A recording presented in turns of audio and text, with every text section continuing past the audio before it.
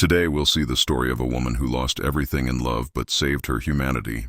This is the story of Dead of Winter. If you like the video, subscribe to Film Explain Guru and don't forget to press the bell icon. The story begins in a small, snow-covered town called Minnesota, a place where every breath feels filled with cold and loneliness. There we see Barb, an elderly woman, in whose eyes now remain only silence and memories. Just a few days ago, her husband passed away. She loved him deeply because she had spent the most beautiful moments of her life with him. Those little talks, that smile, those cold evenings when they sat together drinking coffee. Now they have turned into memories. Every day, Barb now lives in that same house, surrounded by the shadows of her past. On the table before her lies her husband's urn, and beside it, an old photograph. The moment she looks at that picture, her eyes fill with tears, because the smile in that photo has now disappeared from her life. She realizes that her husband will only find true peace when she fulfills his last wish, to return him to the place where their story began, the frozen lake where they first met each other. Barb packs a few essential items into her truck: a small blanket, a thermos, a map, and her husband's photo, which she places on the dashboard, as if he were still traveling with her. On the radio, a weather warning plays. A heavy snowstorm is expected. People are advised not to go outside.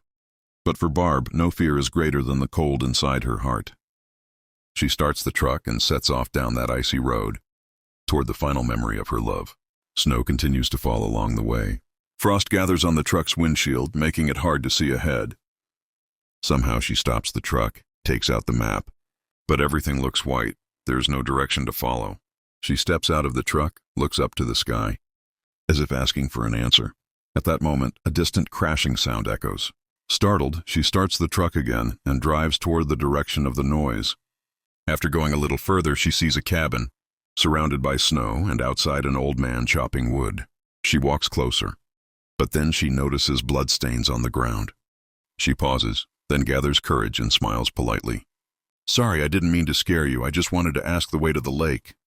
The old man, without smiling, replies, "The lake is on the other side of the hill." Barb asks, "There's blood here. Is everything all right?" The man laughs and says, "Oh, that's deer blood." Barb nods and says, "Take care," then leaves. But as she drives off, a strange fear settles in her heart. Hours later, she finally reaches the lake. The same lake where years ago she first saw her husband. Now the frozen lake lies silent, but in Barb's heart, the echoes of old laughter still remain. Standing at the shore, she closes her eyes. She remembers how the two of them used to fish here together, laughing, talking, those moments that now exist only as memories. With tears in her eyes, she prepares to scatter her husband's ashes into the lake. But suddenly the sound of a gunshot echoes. Startled, she hides behind her truck. In the distance, she sees a young woman running, terrified, stumbling, and behind her the same old man, shouting with a gun in his hand. "If you try to run, I'll shoot you." Barb takes out her phone and tries to call the police, but there's no network. She watches as the old man catches the girl and drags her back toward his cabin. Barb's heart now beats faster and faster. She runs to her truck and starts the engine. But the truck gets stuck in the snow. Frustrated and afraid, she steps out and decides not to run anymore. Through the cold wind and snow, she walks toward the cabin on foot. After a while, she sees the old man leaving in his truck. Now Barb gets her chance. She slowly approaches the cabin and peeks inside through the basement window. And what she sees shakes her soul. The girl is tied to a chair, her mouth taped, fear and helplessness in her eyes. Barb now realizes that blood wasn't from a deer. It was human. And now it's time to bring the truth to light. Barb whispers through the window, "Are you alone?" The girl nods yes. As Barb thinks of her next move, two vehicles pull up outside. Out comes the old man, this time with his wife. Guns in hand, faces full of anger and cold intent. Barb hides behind the snow and listens to their conversation. The truth she hears sends chills through her spine. The old man had kidnapped the girl at his wife's command. Now the two are planning to kill her that night. Barb's hands tremble, but she steadies herself. On the window glass, she writes, "I'm here, I won't leave you." Then she runs back to her truck, hoping to find a way to save the girl. Meanwhile, inside the cabin, the wife's nose starts bleeding. Then she notices a girl's glove lying outside. Startled, she snaps at her husband. "Whose is this? There's someone else here." The man replies, "I don't know. A woman came earlier asking for directions to the lake. Maybe it's hers." Now the wife grows afraid. If she saw something, everything will be ruined. In rage, she grabs her gun and drags her husband toward the lake. Their plan to silence Barb forever. But Barb is no ordinary woman. She had already reached the lake and set a trap using her late husband's old ice fishing shed. As the old man approaches, the ice cracks, and he plunges into the freezing water. His wife screams, runs to pull him out. But Barb uses the moment to return to the cabin. She breaks into the basement door and finds the girl still chained. "Don't be afraid," Barb says. "I've come to save you." She runs upstairs, turns on the sink, and blocks it. Water starts flooding the house. She uses the water to extinguish the fire in the fireplace, soaking all their bags, wood, and supplies. As Barb steps outside, the wife fires a shot. The bullet hits Barb's hand. Barb screams in pain but doesn't stop. The woman keeps firing, but Barb hides behind the snow slopes and disappears. When the couple returns to the cabin, they are shocked. The house is flooded. Down in the basement, the girl struggles as the water rises. The old man shivers from falling into the lake. Now there's no firewood or matches. Everything's soaked. Barb reaches her truck, blood dripping from her hand. She takes out a first aid kit, tries to bandage herself, then suddenly realizes her wedding ring is missing. Panicking, she runs back into the snowstorm, searching near the hole where the old man fell. But the ring isn't there. She sits on the cold ice crying. In her mind flashes the moment her husband had put that ring on her finger, saying, "Always stay with me, Barb," and proposed to her. Clutching her injured hand to her chest, she breaks down. She hasn't just lost a ring. She's lost the last piece of her past. Barb sits beside the lake, her wound freezing, her body numb. She's lost in sorrow, but then sees something near her. The old man's gun. She slowly picks it up and says to herself, "This is no time to be afraid. I must save that girl, no matter what." Through the icy wind, she walks again toward the cabin, each step heavier than the last, but her eyes fixed on one goal, to save that girl alive. Over near the lake, the old woman tries to warm her injured husband inside the car. The old man trembles from the cold and says, "I can't walk anymore. My clothes are still wet." But there is no trace of mercy in the woman's eyes. Angrily, she says, "We don't have much time. Everything must be finished before morning." Forcing her husband to get ready, she adds, "I've worked 10 years in the operation theater. I know what to do. We'll do the operation right near the lake, so that after the snowstorm the police can't find any evidence. And after that, we'll finish that woman Barb too." Saying this, she threatens the kidnapped girl and forces her into the car. But just then, her husband notices, "My gun is missing." Fear spreads across his face. The wife explodes with rage. "You fool! If someone has taken the gun, everything will be over." She slaps him and screams, "Go to the lake, prepare everything. I'll bring the girl." She drives toward the lake with the girl, and the old man drags the heavy equipment over the ice, step by step, the freezing wind cutting his face like a knife. But he has no choice. Far away, Barb watches everything through binoculars. She understands there isn't much time left. As soon as she gets a chance, she sneaks inside the cabin again. But when she reaches the basement, the girl is gone. Her wound is still bleeding, but she doesn't stop. She searches for tools and somehow finds an old pliers and needle. With sheer willpower, she digs the bullet out of her own palm. It hurts terribly, but gritting her teeth, she stitches the wound by herself. Barb, weak and staggering, steps outside, breaks the truck's mirror, and uses the radio system to try to contact someone. Through the static, she says, "Hello, is anyone there?" There are 2 people. They've kidnapped a girl. She's in danger, and I'm injured too. Location: old cabin near the lake. But before she can finish her message, a voice comes from behind. "Stop!" The old man has found her. Barb falls onto the snow as he lunges toward her. She struggles, grabs a nearby axe, and strikes his leg. The man screams in pain and collapses. Barb picks up the gun and aims it at him. The old man pleads, "Stop, please, don't shoot." Now broken and crying, he says, "Forgive me, my wife is sick. She forced me to do this. We chose that girl because she once tried to kill herself. We thought no one would look for her." Barb's face shows both anger and shock. The man continues, "I realize my mistake. I'm freezing to death. I need help too." He reaches into his pocket and pulls something out. It's Barb's wedding ring. "I found this in the cabin," he says. Barb's hands tremble. Tears fill her eyes. For a moment, she feels human sympathy for him. Softly, she says, "If you really mean what you say, then drive to the nearest town. Send the police here. and then go to the hospital yourself. The old man nods, promising. He shivers, loads his truck, hands a few bullets to Barb, and drives away on the icy road. But fate had something else planned. A short distance away, his wife returns, furious. She yells, "Why did you leave the lake?" The old man, limping and bleeding, says weakly, "I'm hurt. I'm going to the doctor. I need treatment." The snow now falls heavier than before. Meanwhile, Barb's body is covered with wounds. But her courage still burns. Over by the lake, silence fills the air between the couple. The old man says, trembling, "This madness should end here. Let's go home." But the woman's eyes now show only madness and obsession. She screams, "You're running away from me. You should have asked me first. Now there's no going back." The old man softly asks, "Are you sure that doctor will really be there?"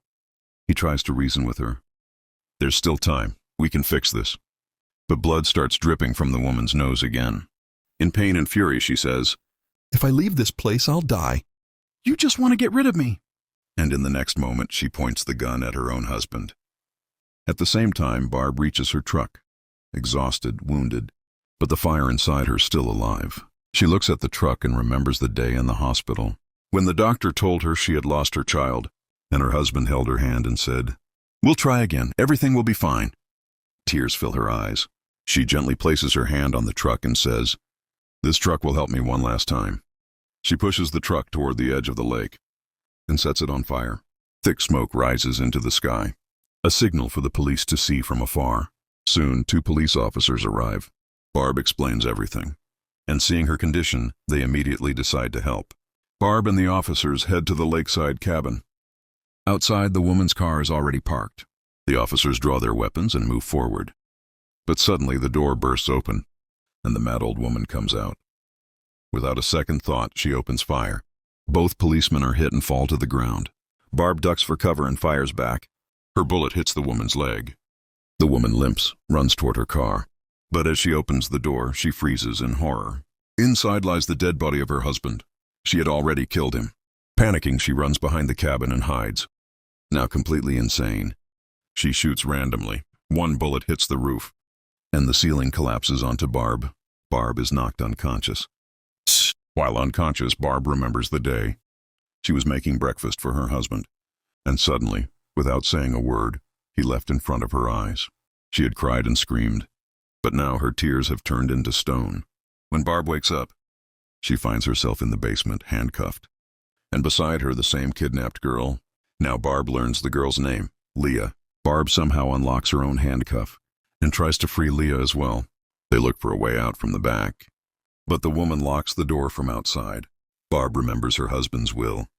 "Scatter my ashes in the lake, because that's where our most beautiful memories live." Barb and Leah sit quietly in the cold, dark basement.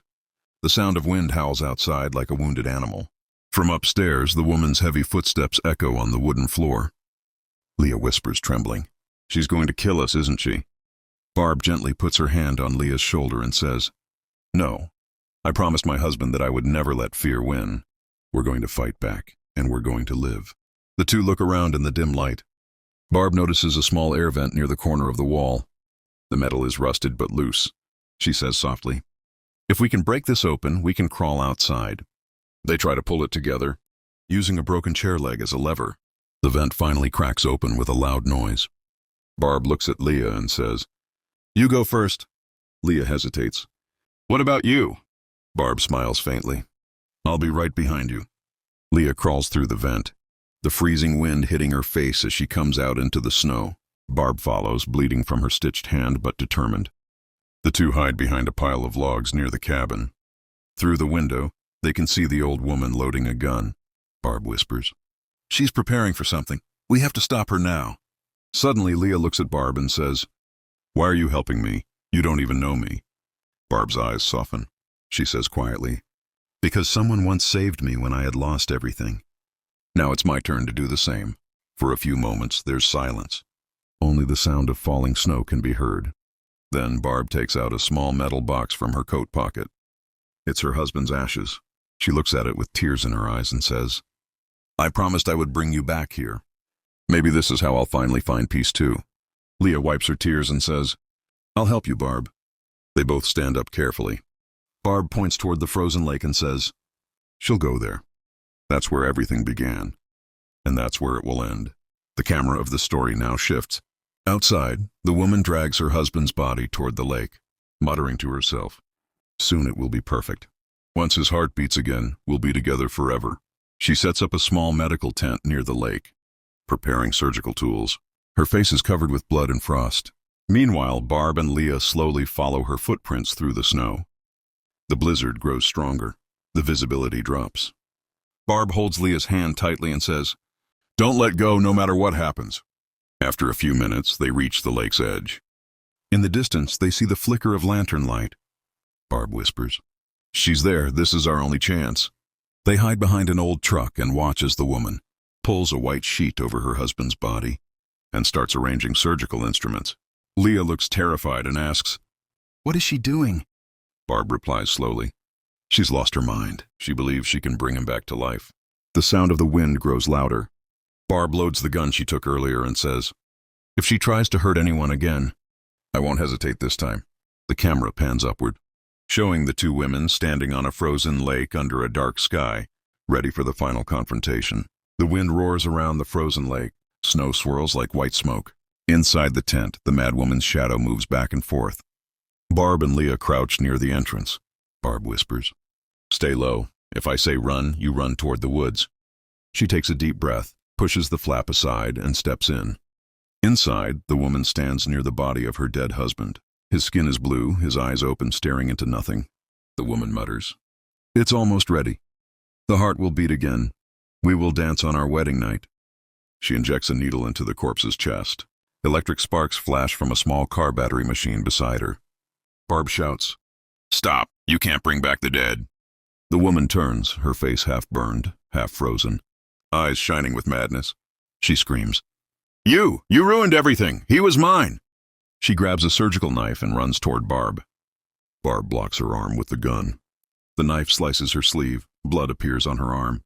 Leah rushes forward, throwing a metal tray at the woman. It hits her shoulder. She stumbles. Barb seizes the moment, pushes her onto the table. All the bottles and scalpels scatter across the floor. The kerosene lamp tips over. Fire spreads quickly inside the tent. The woman shrieks, "No, my work, my love!" Barb pulls Leah outside, but the woman crawls after them, her hair on fire, still clutching the knife. She jumps onto Barb, both falling on the snow. Barb tries to push her away, but the woman's strength is wild and desperate. She presses the knife toward Barb's throat. Barb grips the gun, aims it at her chest, and fires. The woman freezes. The knife slips from her hand. Slowly, she collapses on the snow, her blood mixing with the melting ice. The tent behind them burns like an orange lantern in the storm. The wind howls through the valley. Barb looks down at the ashes box in her hand. Tears roll down her cheeks. She walks toward the lake. Leah whispers, "Barb, what are you doing?" Barb answers softly, "I'm keeping my promise." She kneels on the frozen surface, opens the box, and lets her husband's ashes scatter over the ice. The snow carries them away into the night. For a moment, the wind calms. The sky clears and moonlight shines on her face. Barb whispers, "Now you can rest." Then she turns to Leah, smiling faintly. "It's over, let's go home." Together they walk away from the burning tent, two small figures disappearing into the white storm, while behind them, the lake glows with the last light of dawn. End of story. Dead of Winter. A tale of love, madness, and redemption. Of a woman who lost everything in love, but saved her humanity till the very end.